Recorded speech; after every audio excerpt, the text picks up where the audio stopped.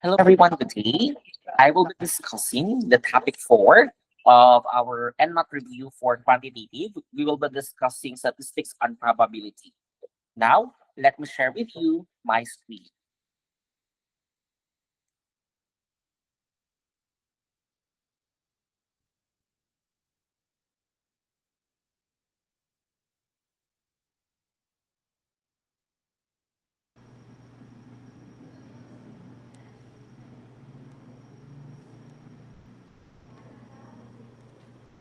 So, for today's discussion, I will be discussing this lesson of mine.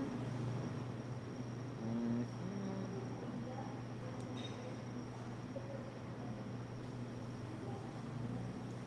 Okay, so there will be 25 items, and of course, the reviewer for this lesson will be posted also sa ating Telegram. So let's start our discussion for the first item. The question here for item number 1: what is the coefficient of x cubed y squared in the expansion of x plus y raised to 5? Again, what is the coefficient of x cubed y squared in the expansion of x plus y raised to 5? So at this moment, I will be showing my solution. So let's start with item number 1, the solution and the answer for this. No? Kasi you will be expanding x plus y raised to 5, and it takes so much time to expand this problem. So sir, my question is, how do we expand this? Okay, so for item number 1, the answer for this is letter. The coefficient means the constant. The answer is letter A. It's 10. No? Now, if we will recall, kasi there will be a formula no using binomial theorem. No? Meron tayong tinatawag na binomial theorem. But if we will recall Pascal triangle, in the Pascal triangle, we have one. Okay, wait.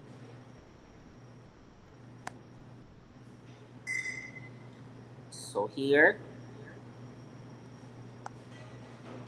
1, then 1, 2, 1. This one is x plus y raised to 0.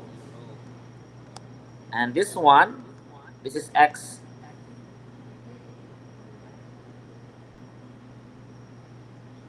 1 to 1, x plus y raised to squared. Then 1, 3, 3, 1. This is x plus y raised to cube. Then 1, 4, 6, 4, 1. This is x plus y raised to 4. And 1, 5, 10, 10, 5, 1. And this is x plus y raised to 5. If we will solve it manually, ganito yung process. Now, the question is, what is the coefficient of this one? Yan yung tanong. So dito, in the problem, this one, this is x raised to 5th plus 5x raised to 4y plus 10x cubed y squared plus 10x squared y cubed plus 5y 4x plus y raised to 5. And here, we are asked to determine the coefficient of this one. And the coefficient based on the problem here is 10 if we will be using Pascal triangle. But if we will be using binomial theorem, yes, we have the so-called binomial theorem. Binomial theorem. It states that x plus y raised to n is equal to the combination of n raised to k, x raised to n minus k, y k. Yeah, that's the binomial theorem. So, you need to memorize the binomial theorem. Our n is 5 based on the given. The exponent of y, k is 2. This is the exponent of y. And x is 5 minus 2, which is 3.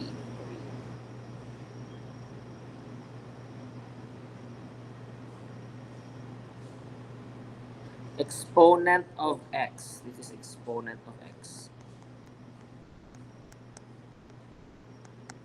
That's why 5 over, sorry, it's not 5 over 2, but 5 to the combination of 5 to is equal to 5 factorial over 2 factorial, 3 factorial. That's the combination formula, and is equal to 10. No? You will be determining the answer for this is 10. That's why the answer for item number 1 is 10. At this moment, let's proceed to number 2. How many ways can 4 books be arranged on a shelf? No, class. This is an example of a permutation. No, this is a permutation problem. Take note, permutation problem.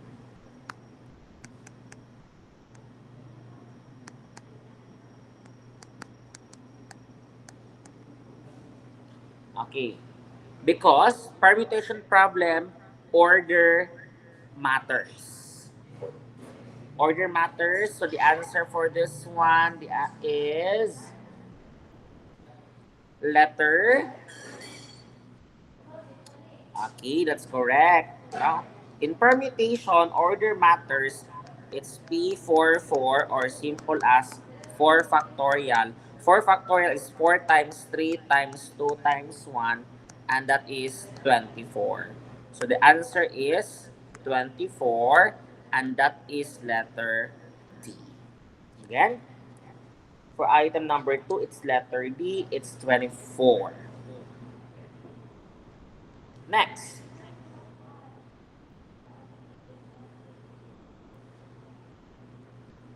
number 3. For item number 3, we have how many ways can a committee of 3 be selected from 7 people? Again, how many ways can a committee of 3 be selected from 7 people? In this situation, this is a combination. Combination. Kumbaga pa, in combination, order does not matter. Yan. So combination 7, 3. Class, the formula of combination is simple lang siya, no? 7 factorial over 3 factorial, then 4 factorial. 4 is, ito, saan galing ito? That's 7 minus 3. Yan. It's 4 factorial. And the answer for this problem, it's 35. You need to memorize the formula of combination. It's a must in order for you to solve this. That's why the answer is 35. Number 4. In how many ways can 5 people be seated in a row if 2 particular people must sit together? So there's a twist. No, there's a twist in which you need to ensure that 2 people must sit together. No? So in this situation, I mean, how many ways sa 5 people yan sa 5 people? In this situation, the strategy here is like this. The first is treat the 2 people as 1 unit. Again, treat the 2 people as 1 unit. Example, people A, people B, people C, people D, people E. And the class, just like what I've mentioned, you need to ensure, you need to treat the 2 people as 1 unit. For example, di ba 5 units ito, di ba? 5 units. Pero dapat yung isa, yung dalawa rather is magkatabi. So maging ganito. Isa, C, D, E. Ang mangyayari, 4 na lang sila. 4 units na lang sila. So in this situation, 4 units means 4 factorial, that's 4 times 3 times 2 times 1, and that is 24. Now, you need to multiply it by 2. Okay, bakit siya kailangan i-multiply natin by 2? It's because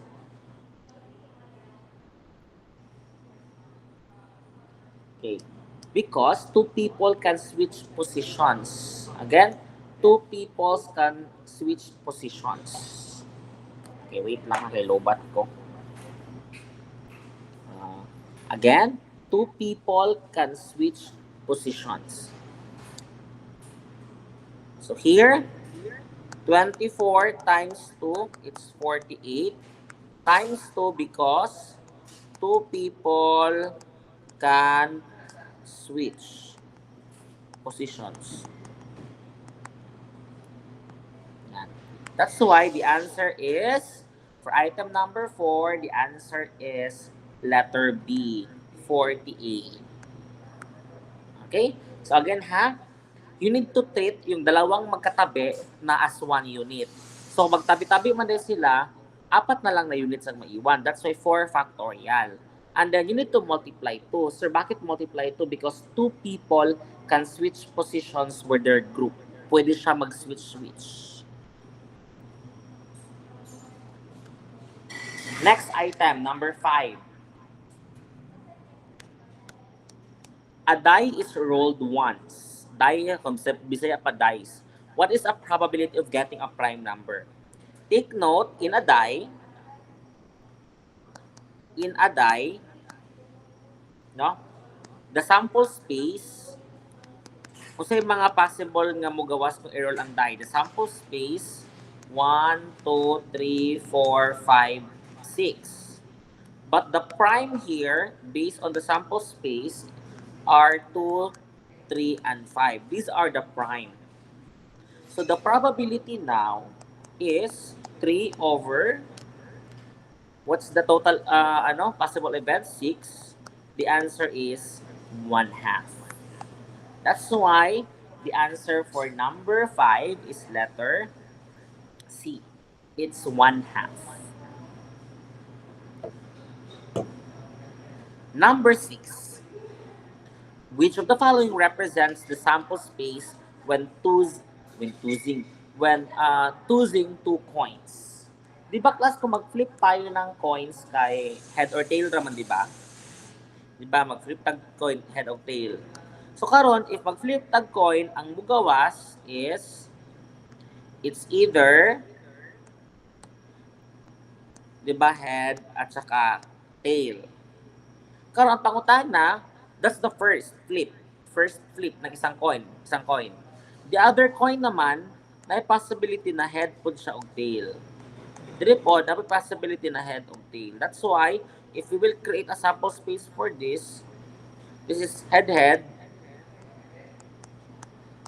tail, head, and tail. So that's why when tossing a coins are when two coins are being tossed, no, each coin can land as either head or tail. And of course, ito yung possible, no, na sample outcomes niya. Ito. That's why the answer is letter B. Yung letter B, yan yung mga possible na lalabas if magtutos ka ng dalawang coins. These. Letter C is, these are summaries, not outcomes, no? Kumbaga pa, magkaparehas lang man ang B o C, sir. Pero take note, these are summaries. That is not the actual outcomes. Okay, dili nga na ang pagsulat sa actual outcomes. Number 7, which random variable is continuous? When we say continuous,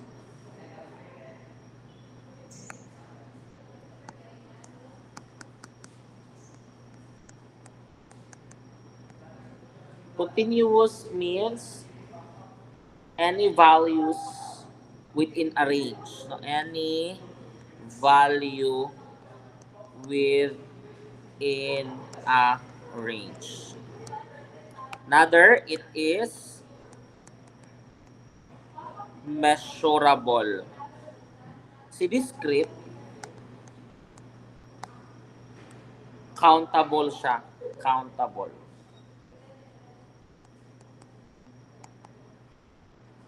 Okay, countable ang discrete. Number of absentees, maihap natin, this is countable. Number of children, maihap, countable. Number of cars, number of books, we can count. But the height of students, we cannot count. Instead, we can measure. That's why answer for number 7 is letter C, height of students.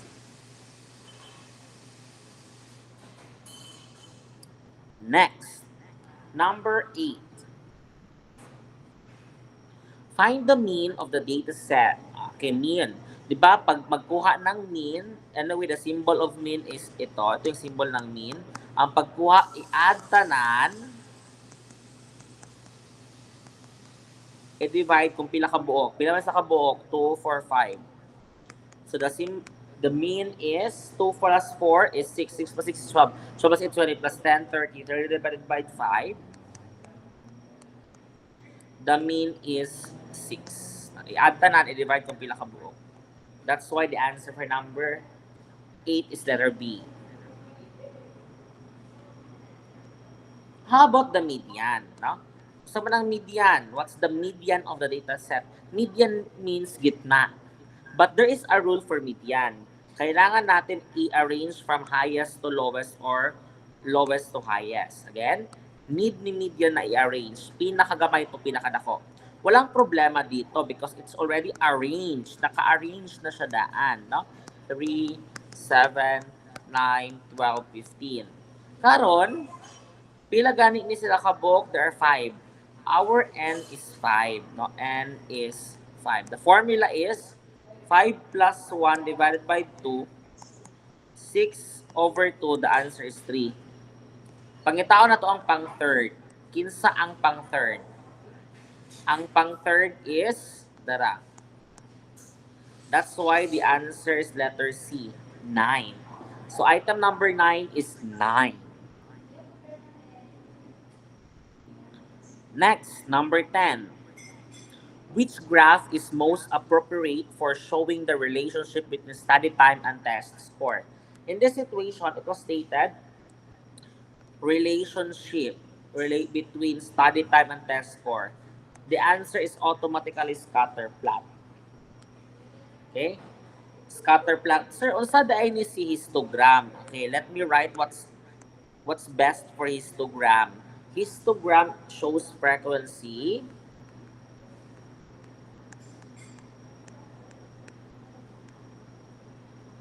of one variable.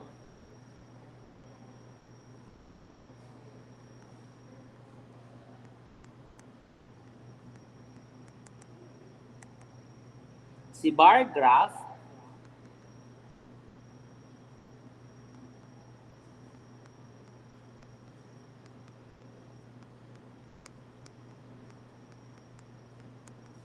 yan, used for categorical data.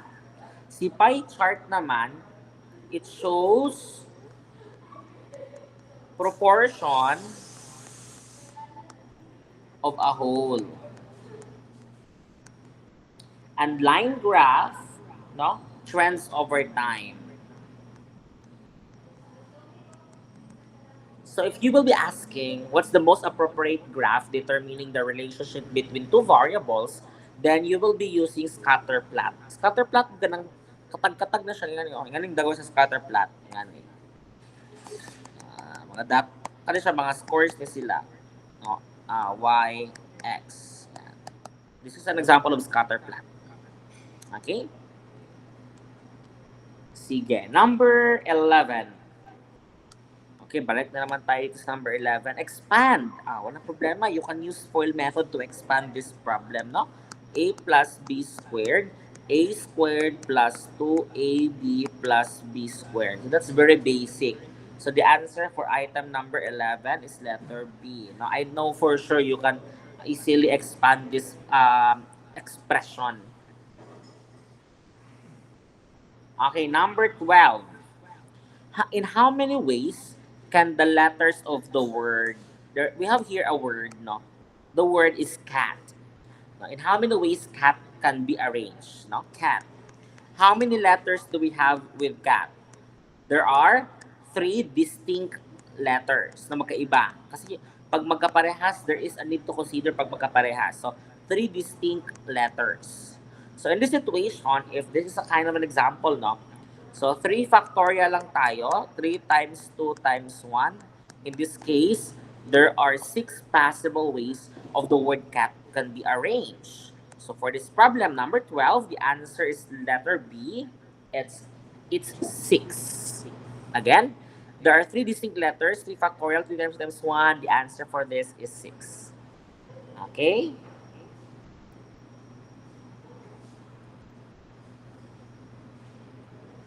Number 13. In how many ways can a president and vice president be chosen from 5 students? Again, in how many ways can a president and vice president be chosen from 5 students? Positions are distinct. Let me, ano, positions are distinct.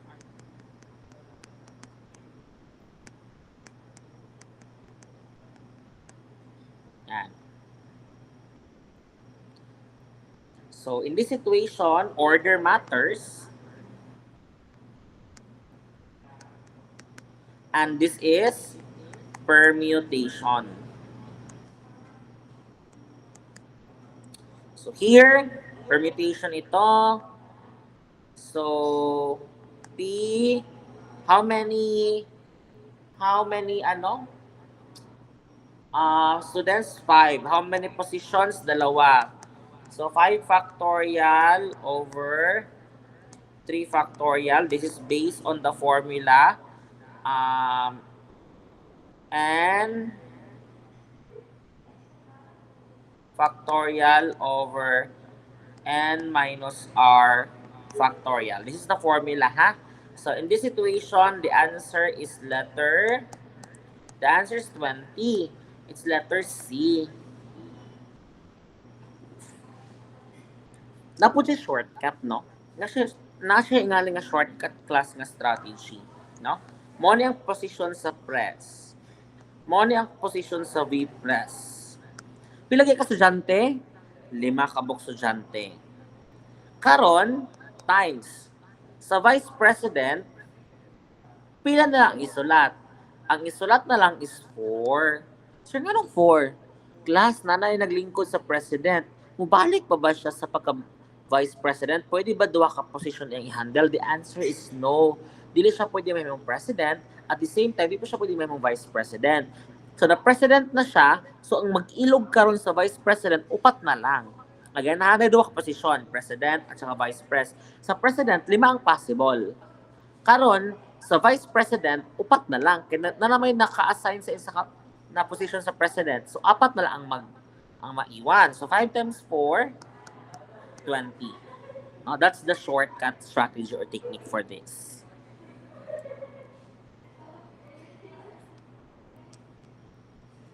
Okay, number 14. In how many circular arrangements are possible for 6 people around a round table? So, murag naglingkod siguro rin sila sa circle, no? A round table. No? Take note, it was stated 6 people around a round table. But sa circular permutation, again, this is an example of circular permutation. Karang naglingkod good sa circle, the circular position, a circle na table. The formula for this is n minus 1 factorial. This is it's fixed. So our n here, no, it's 6 minus 1 factorial. This is 5 factorial. And the answer is 120. So in this problem, the answer is letter A. It's 120. Okay?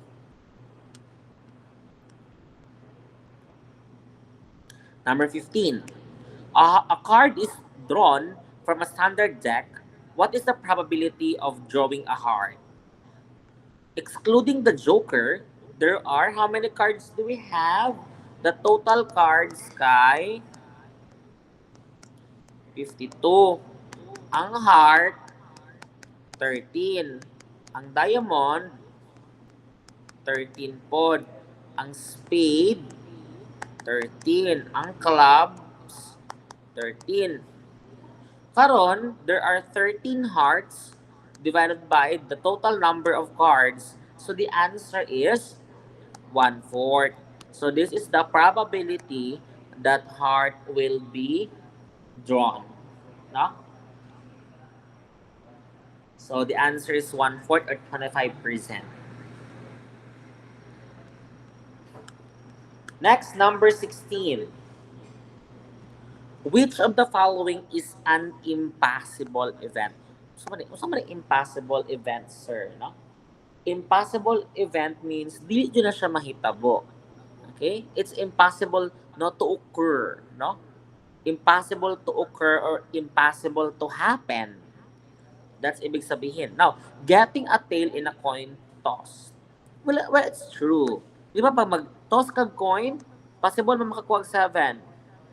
Getting a 7 in a die roll. Kani, mali na dyan ni siya. Because take note, kung magpaligid ka og dice, kung sa itong mga sample space, 1, 2, 3, 4, 5, 6. Wala may 7 diri. So it's impossible for us to get a 7 if we will roll a die. It's impossible for us. Getting an even number, pwede siya. Getting a number less than 6, pwede. Getting a prime number, pwede. So that the answer for number 16, it's letter B. No, it's impossible for us to get 7, no? Imposible. The probability is 0, no? The probability is 0 kaya it will never ano talaga happen. Number 17. A probability distribution is valid if the sum of the probabilities is, okay, this is already fixed. The answer is 1. The sum of all probabilities. Again, the sum of all probabilities is equal to 1. Okay? Sir, o pasabot, no? A valid probability distribution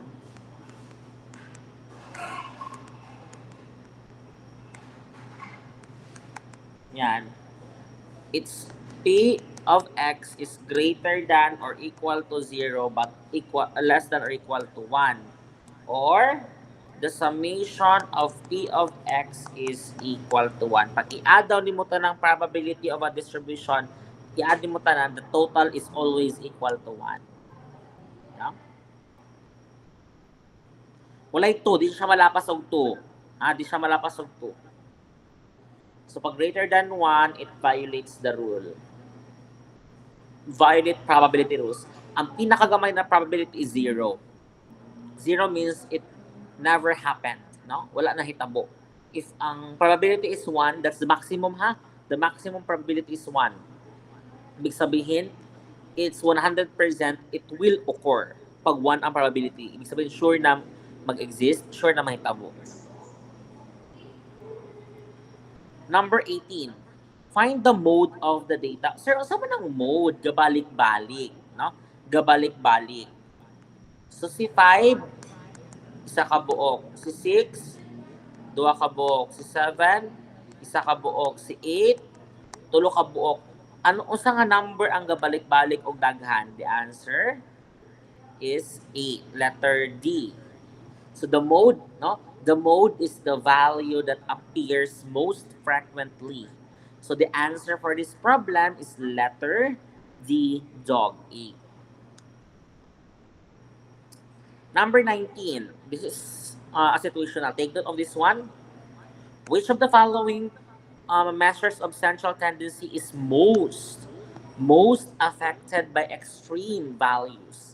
Kinsa man gyud dira ang dako og chance maapektuhan sa extreme values?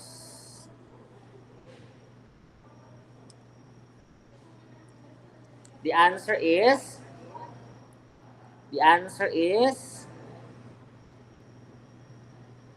the The answer, class, is the mean. No? Okay. Sir, nga nung si mean? Okay. Si median, class, this is resistant to outlier. Money ang ginagamit pag naay outlier na presence, parehaan ni ha kani nga problem. Kung naay outlier na presence, okay, wait lang, pangit pagkasulat.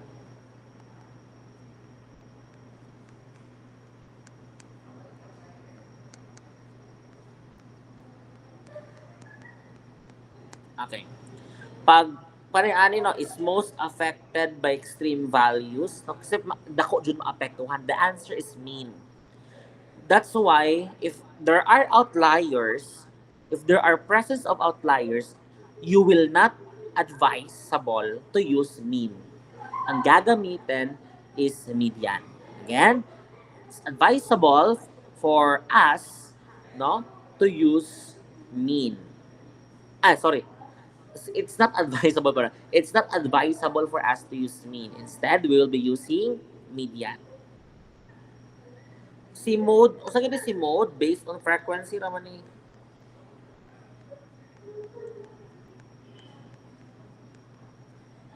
Then si range kay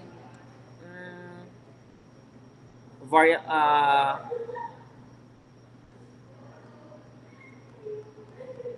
dili sa central tendency si range kaning duha. Kaning duha measure of variability, not tendency.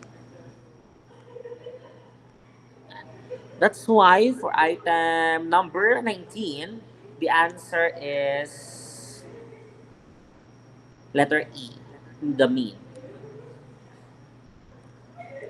Number 20, which graph best represents categorical data? I think I stated already it kanina. No? When we say categorical data, like kanang ipakita nato ang gender, strand, preference, no, ipakita nato ilahang how many ang babae or lalaki, pil o sang strand o sa preference for categorical data, the answer is bar graph. Again, the answer is bar graph. Nagsulat na ko ganina, nag-mention na ko. I think it's already stated here, no? Yan. Histogram shows frequency of one variable. Bar graph used for categorical data, which is the item number 20. Pie chart, it shows proportion of a whole. Line graph, it focuses on the trends over time. So please focus and take note of that one. So number 20, the answer is bar graph. Number 21, oh my God. For item number 21, we will be determining the third term. Sir, nakalimot man mi, sir. Third term. No? Pero kung na-memorize niyo ang Pascal triangle ganina, no? If we will be using Pascal triangle, asa to? Asa tong Pascal triangle ganina? Dala. Tara. Yan. 1, 4, 6, 4, 1. So, 1, 4, 6, 4, 1. Isulat natin dito.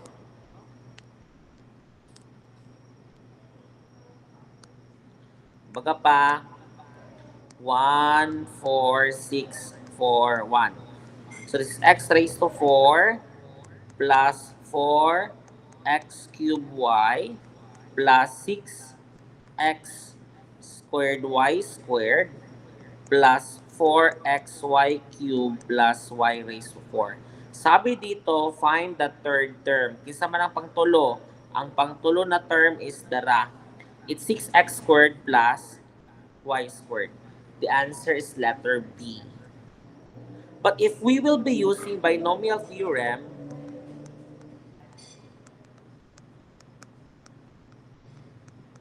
here, if we will be using binomial theorem, so our problem is x plus y raised to 4, in which our n is 4, and the third term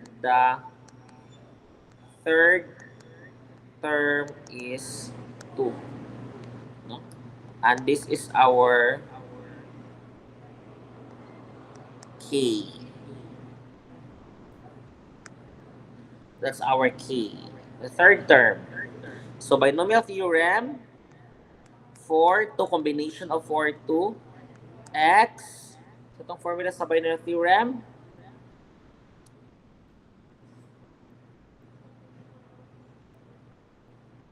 K, Y, and minus K. So combination, it's 6x squared y squared. So the answer is letter B if you will be using binomial theorem. Okay? Yeah. Number 22. In how many students can be chosen from in how many ways can 3 students be chosen from 5 students? This is a combination. Order does not matter. So in this problem, you will be using combination formula. So here, this is combination. I will be writing this one. Combination. Order does not matter. Okay. So C 5 3 formula is n factorial over r factorial and minus r factorial. That's the formula. That's why 5 factorial over 3 factorial, then 5 minus 3 factorial. So this is 5 factorial over 3 factorial, 2 factorial. If we will be solving that one, 5 times 4 times 3 times 2 times 1 divided by 3 times 2 times 1 times 2 times 1, makancel ito, makancel ito, ang naiwan 5 times 4 over 2 times 1 and it gives us 10. So the answer for this problem is 10. Take note, you are not allowed to use calculator, so you need to memorize the formula of combination at the same time the formula of permutation. So the answer for number 22 is letter B. Number 23. In how many arrangements are possible if 4 people sit in a row and 2 specific people must not sit together? Again, um, how many arrangements are possible if ang 4 katao, they will be sitting in a row in which 2 specific people must not sit together? Okay, take note, no? In this solution, if you can recall, 4 katao, there are 4 times 3 times 2 times 1. The answer is 24. These are the total arrangements. Total arrangements. Total arrangements under no restriction. Pag walay restriction. But there is a restriction stated. Now, again, there is a restriction stated. Kumbaga pa, no? Gusto ito ingon? 2 people are together. Take note, 2 people are together. So in this situation, no? Kailangan natin i-treat ang pair as one unit. Kumbaga pag ganito, di ba? Wait lang, pangit lagi siya diri. 2 people. Example, there are 6 people. A, B, C, D, E, F. 2 people are together. Yan. Sir, anong together imong gipili? Later, i-minus man gud nato para not together. Ha? I-minus nato kay not together man.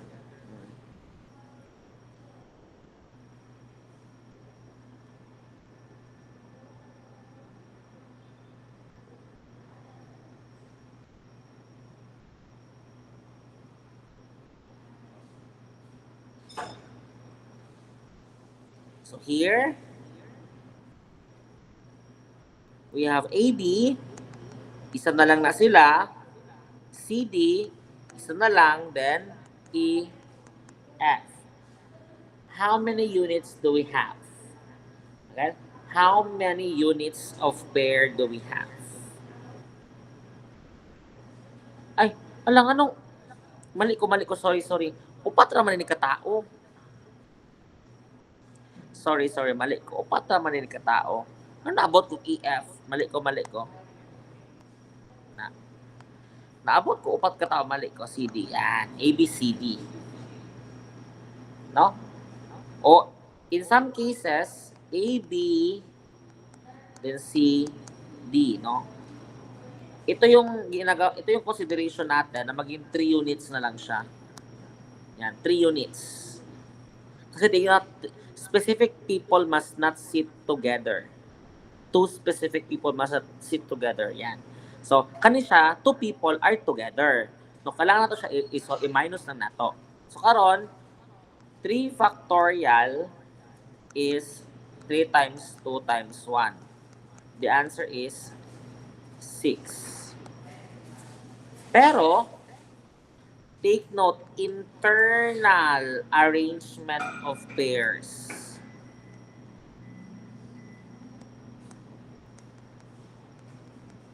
So, we have 2 factorial. So, 6 times 2, it's 12. That's why, pilag itong total na to, 24 minus 12 is 12. That's why letter B ang answer natin. It's 12. Again, the answer is letter B. It's 12. Okay? So that's item number 23. It's letter B, 12.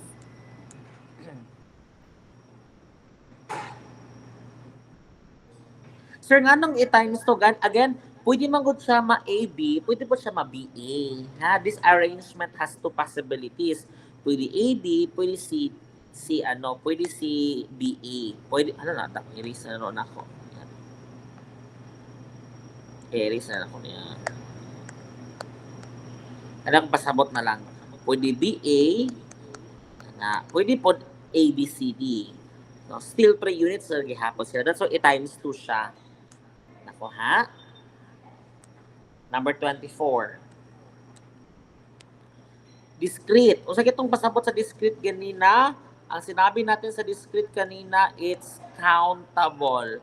Asa man diri sa choices ang maihap.